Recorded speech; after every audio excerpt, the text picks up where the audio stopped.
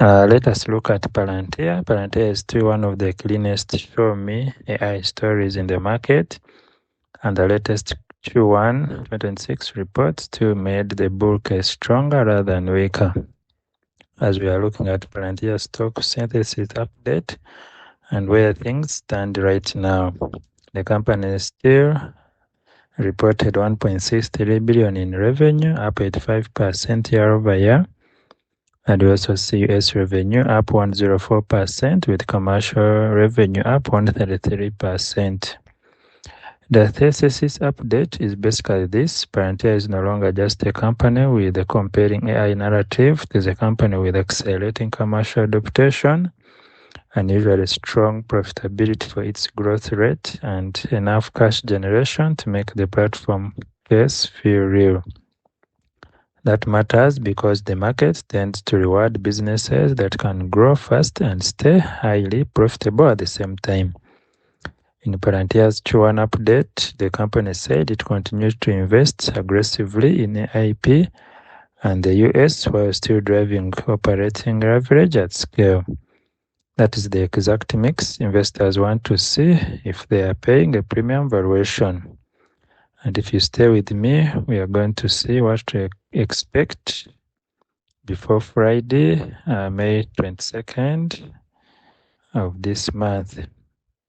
Now, at the same time, the stock is not cheap.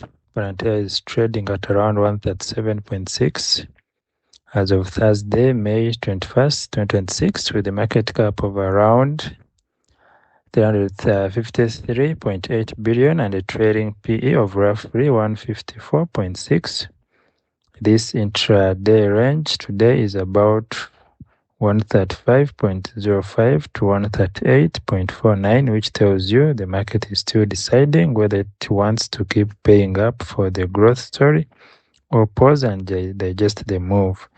In other words, the company's fundamentals are excellent, but the stock still needs to prove that the growth can stay elevated long enough to justify the price.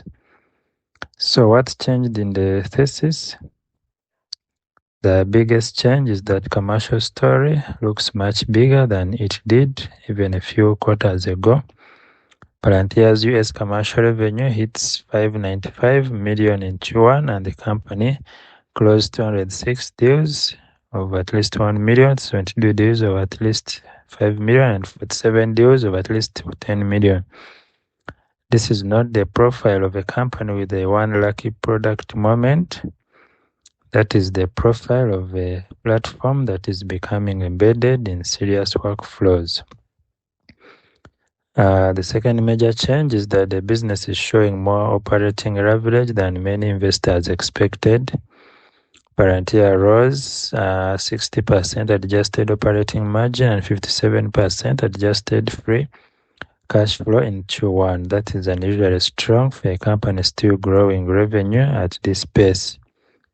A lot of software companies can grow quickly for a while, far fewer can do it while producing margins like that. That is why the stock keeps attracting the premium multiple argument. The market is not only looking at growth, but at the quality of growth. The third change is the balance sheet strength. Palantir ended the quarter with 80 billion in cash equivalents, and US Treasury securities, and no debt. That gives the company room to keep investing aggressively without financial strain. It also means the business has a lot of flexibility if the market gets rough or if the management wants to lean harder into product development, hiring, partnerships, or buybacks later on. A strong balance sheet does not guarantee a great stock, but it does make a great business more durable. Now, what the bull case looks like now. The bull case is still straightforward, but is stronger than before. Palantir is becoming the software layer where complex institutions run their most important decisions. That is the core thesis. The company keeps turning data into action, and if AI keeps lowering the cost of doing that work, then Palantir's platform can become more valuable over time. The Q1 numbers support that view because they show growing demand, stronger contract value, and raising profitability all at once. Commercial adaptation is the biggest piece of that bull case. The markets used to talk about Palantir mostly in government terms. That story is incomplete now. In Q1, US commercial revenue grew 133, and the US commercial remaining deal value grew 112. That means customers are not just buying the product once and walking away, they're expanding usage and locking in more value over time. That kind of revenue expansion is what gives software companies long runways. Now, the AI angle also remains important, but it should be framed carefully. This is not just AI hype. Palantir's own materials say it is continuing to invest aggressively in IP while improving operating leverage. That means the company is trying to turn AI into something practical, a system that helps organizations make better decisions, not just a product demo or a chatbot. That distinction matters a lot. The market is full of companies with AI marketing, but it is trying to sell AI embedded inside real operations. So the bear case has not disappeared still.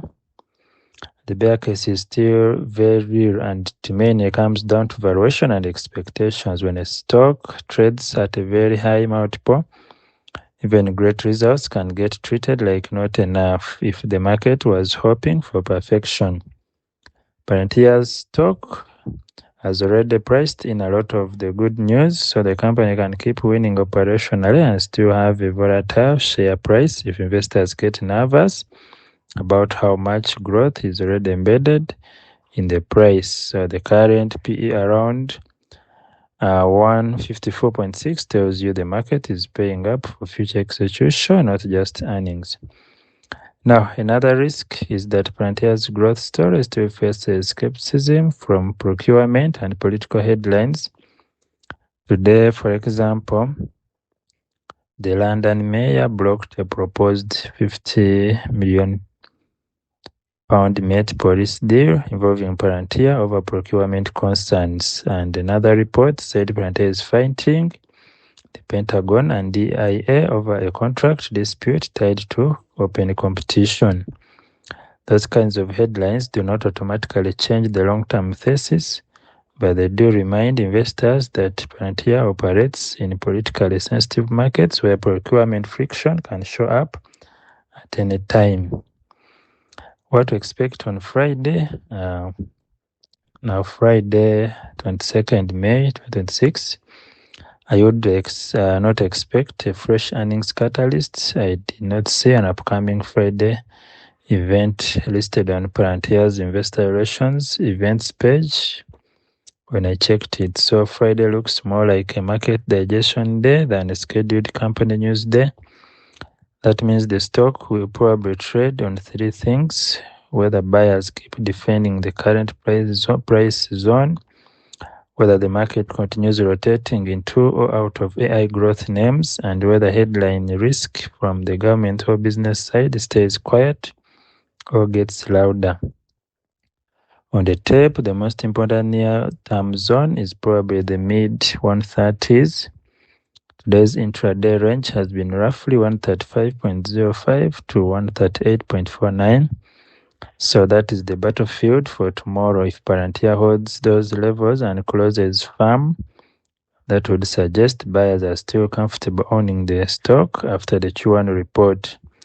If it slips under that range and starts losing momentum, the market may be saying that it wants more time before paying higher prices again.